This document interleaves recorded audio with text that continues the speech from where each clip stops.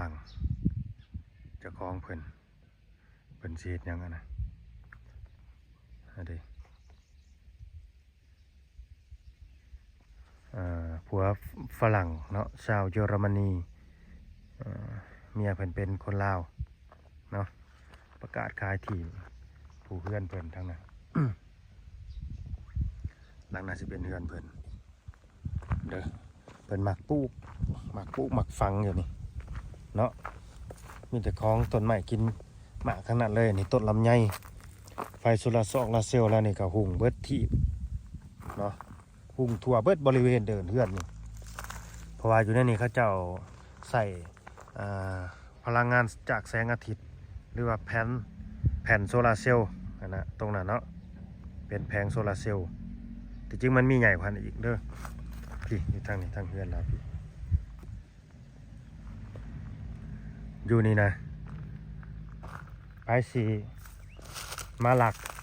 หรือว่ามาขโมยของเพิ่นบ่ได้พี่น้องเนาะติดกล่องไว้รอบที่แถวนี้เด้อเพิ่นติดกล่องไว้เพิ่นไปอยู่เยอรมันผู้เพิ่นยังเบิ่งได้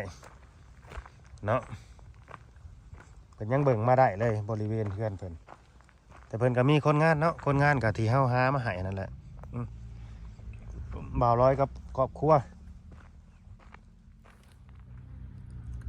สบายดีสวัสดีพ่อแม่พี่น้อง FC ที่หักแพงเบิร์ดสุขุสุคนเบิร์ดสุหม่องสุบอนเด้อพี่น้องเด้อเนาะว่าจะเป็นพี่น้อง FC ทั้งผู้เก่าแล้วก็ผู้ใหม่เด้อพี่น้องคนลาวแล้วก็คนไทยเนาะภายในและก็ต่างประเทศพี่น้องเอ้ยเนาะนี่ดีต้อนรับเข้าสู่ช่อง YouTube บาลาพาเพลินคือเก่าคือเดิมเพิ่มเติมมื้อนี้ก็สิมาเป็นนายหน้าพี่น้องเอ้ยเนาะมาเป็นนายหน้าประกาศขายที่พี่น้องเอ้ยเนาะขายที่ดินตอนหนึ่งงามพี่น้องเอ้ยเนาะเป็นที่ดินตอนหนึ่งงามๆเหมาะแก่การปลูกบ้านปลูกเรือนเนาะแล้วก็เฮ็ดห้านค้าห้านขายเนาะก็ได้เด้อพี่น้องเด้อเนาะก็สิว่าพื้นเฮ็ดโรงงานก็คือสิว่าโรงงานนี่มันสิใหญ่โพดเนาะเอาแค่ห้านค้าห้านขายก็พอแล้วเนาะแล้วก็เรือนสำหรับดินตอนนี้ก็ดีอยู่เส้นทางแคมคลองพี่น้องเอ้ยเนาะเรียบคลองแคมคลองเรียบคลองแคมแม่น้ำคลองเนาะเป็นทำเลดีกับแม่นเนาะติดถนนหนทางดำเลยเนาะส่วนว่าเนื้อที่แล้วก็เนื้อที่ดินขนาดดินก็เดี๋ยวจังไปเบิ่งนำกันพี่น้องเลยเนาะอันนี้ก็สิว่าวัดแทกด้วยตาเปล่าก็ว่ามันกว้างพอสมควรอยู่เนาะผู้ใดเข้ามาเบิ่งมาชมก็ฝากกดไลค์กดแชร์หน่อยเด้อถ้าว่าเกิดผู้ใดสนใจก็อยากมาจับจองหรือว่าอยากมาจับจองหรือว่าอยากมาซื้อเป็นของเจ้าของก็ได้พี่น้องเลยเนาะว่าจะเป็นคนลาวคนไทยเนาะซื้อได้เบิดเด้อทั้งคนลาวคนไทยคนต่างประเทศก็ซื้อได้เด้อดินตอนนี้เด้อขอเพียงแต่มีเงินพี่น้องก็ซื้อได้เบิดนั่นแหละเนาะไปเอาลายยายห่างนี่แหละพี่น้องเอ้ยดินก็ดีเนาะอันนี้คือบริเวณดินเด้อเนาะบริเวณดินเป็นดินที่ว่าเพิ่นน่าสิถมที่เลยแหละเนาะหมายว่ามันเป็นดินเพียงพี่น้องไอ้ดินเพียงดินลาบเนาะแต่นี่ครับผู้ลาหัวขาวๆผู้เนาะผู้ออกไปพุ่นตอนนั้นสิเป็นหน้าทางเนาะทางนี้ก็สิเป็น ทางขามาเด้อนี่เด้อประตูทางขามาอยู่หั่นเนาะฝั่งนี่เด้อฝั่งนี้ปฏิคายนะมาฝั่งนี้เด้อฝั่งนั้นบ่แม่นเด้ฝั่งนั้นสิเป็นของเจ้าของเพิ่น นี่แหละนี่มาเป็นนายหน้าขายดินกับมื้อนี้เพื่อว่าสิได้ขายเนาะนี่เด้อเบิ่งเอาพี่น้องเอ้ยเนาะดินก็สิเป็นดินหมักหินแห่บ่หรือว่าจังใดเนาะเป็นดินหมักหินแห่บ่หมักหินน้อยแหละอันนี้เป็นน้องปลาเจ้าของเพิ่นเนาะตรงนี้สิเป็นทางเขาเด้อพี่น้องเอ้ยทางเขาที่ดินจะเพิ่นจะขายนะเพราะว่ามันดีหลายมันสูงเนาะมันสูงทางนี้นะทางนี้ว่าสิต่ำนี่เด้เนี่ยทางนี้มันสิต่ำมันเป็นหนอง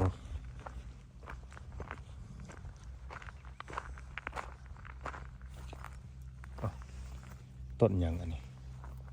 นี่คือต้นดูแท้ไปเบิ่งน้ำกันฝากกดแชร์หน่อยเด้อ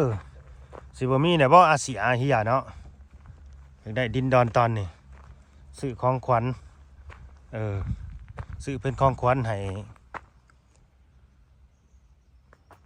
ภรรยาเนาะหรือว่าซื้อเป็นของขวัญให้ลูกให้เมียให้เด็กก็ว่าไปแหละเนาะคนหักคนแพงให้ยังก็ให้เลยเฮ้ยอะไรเพิ่นมาปลูกกันต้นอันนี้ใส่บ้านนี้มาปลูกต้นดูใส่บัดจะขายดินบ้านนี้อ้าวขายดินแถมต้นดูอีกบาทนี่บันแหงคักไปอีกฮะนะก็ต้นดูอีกต้นหนึ่งบางใหญ่ฮะ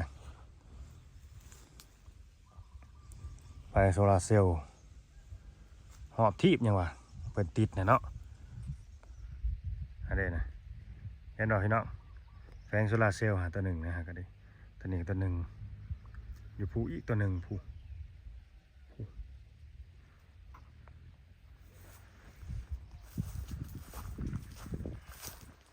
เราเห็นเป็นทำเลเป็นสัดส่วนเลยเนาะ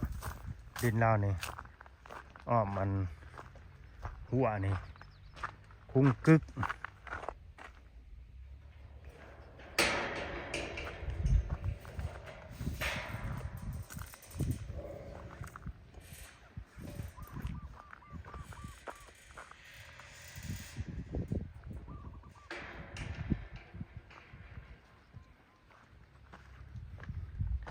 ลักปูนเนาะใ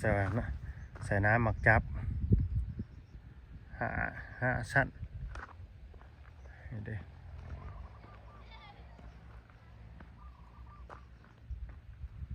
หนทางไปบันดงเงินหินน่ะนะนาวะนาพองขึ้นเกี่ยวถาประซุมปากซองหาน้ำขึ้นภูก็ได้เนาะส่วนทางนี้สิไปสวรรค์พี่น้องเลยเนาะไปสวรรค์สวรรค์เซโนรัก35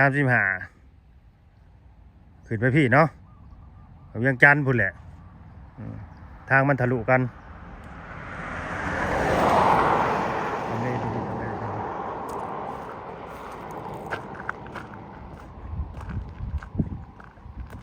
รถกัดสีเที่ยวดูอยู่ดอกแถวนี่เนาะ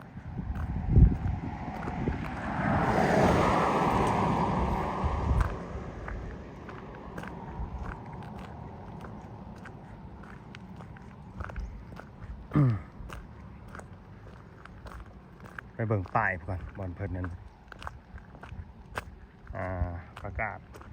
ขายเนาะนี่เด้ป้ายแล้วก็มีเด้อนี่แหละใครบ่อยากติดต่อมาหาบ่าวเล่ากันถักติดต่อหาเพิ่นนี่ก็ได้เด้อนี่เด้อพี่น้องเด้อติดต่อหาเจ้าของเพิ่นโดยตรงก็ได้นี่ไม่มีปัญหาอย่างหรอกนี่แค่บอกว่าเห็นบ่าวเล่าพาเพิ่นประกาศขายสนอกว่าบอกแค่นี้แหละพ่อเนาะนี่ได้ซื้อ Facebook เพิ่นแล้วก็เบอร์ WhatsApp เป็นเบอร์ต่างประเทศเพิ่นได้ WhatsApp ก็ดิขายดินตอนนี้ราคาเขาเอาเลยก็ได้เด้อราคานะแต่ขาย350,000พี่น้องเลยเนาะราคา350,000นี่ก็สิต่อรองกันได้อีกดอกต่อรองได้เด้อราคานี่เด้อบอกว่าดอกเราก็สิไปกินเขาคำเดียวเราก็สิเอื้อนเพื่อต่อรองกับบ่จักและราคานี่ก็ดิหญ้าอันนี้มันลายดีหญ้าพันธุ์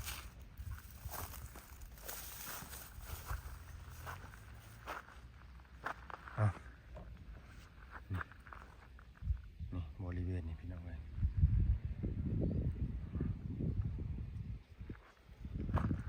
ฝากกดแชร์เด้อ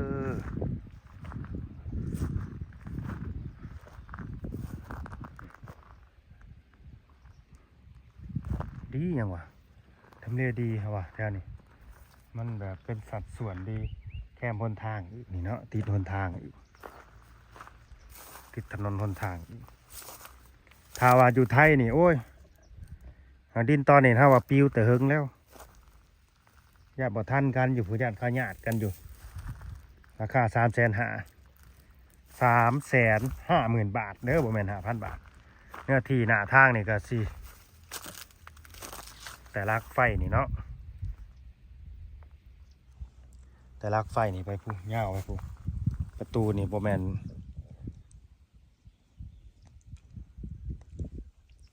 50 เมตร60 เมตรผู้ประจักษ์บัดแต่นี่เข้าไปผู้อีกผู้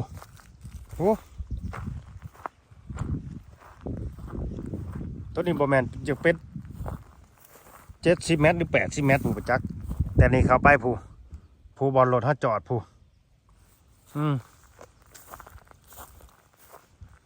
ดินนี่บ่ได้ปรับหยังหลายได้พี่น้องเอ้ยบ่ได้ปรับหยังหลายบ่ได้ถมหยังหลายเนาะนี่ผลงานบ่าวร้อยเห็นว่ามาตัดหญ้านี่มาตัดหญ้าแล้วก็จูดให้มันแปลนเนี่ยเนาะแถวนี้พี่ทางนี้ก็ดีจริงมันเป็นทางเที่ยวทางเก่าครับว่านี่เนาะฝากก็แช่บ่าวเล่าหน่อยเด้อสำหรับอ้ายใหญ่เอ้ยใหญ่เด้ออยู่เมืองนอกเมืองนาอยากซื้อดินหรือว่าสนใจดินตอนนี้เนาะซื้อมาเห็ด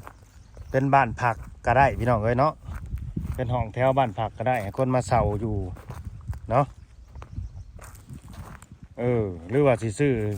สอยเรือคนถูกคนยากก็ได้เขาบ่มีบ่อนอยู่บ่อนเช่าซื้อดินตอนนี้เขาก็ได้เด้อพี่น้องเอ้ยราคา350,000เนาะเป็นบุญมหาศาลหลายแหละไปซื้อดินราคา350,000ให้เขานี่โยผู้เพิ่นมีเงินเพิ่นก็ซื้อได้สบายแล้วซ้ำนี่เงิน350,000มัน100 บาทหรือว่า3,500เท่านั้นแหละ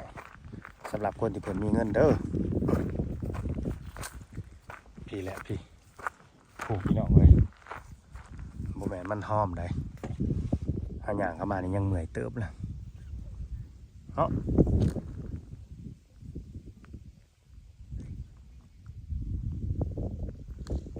โอเคพี่น้องเอ้ยสิไปเก็บผ้ามาสั่นเลยเนาะขอบคุณ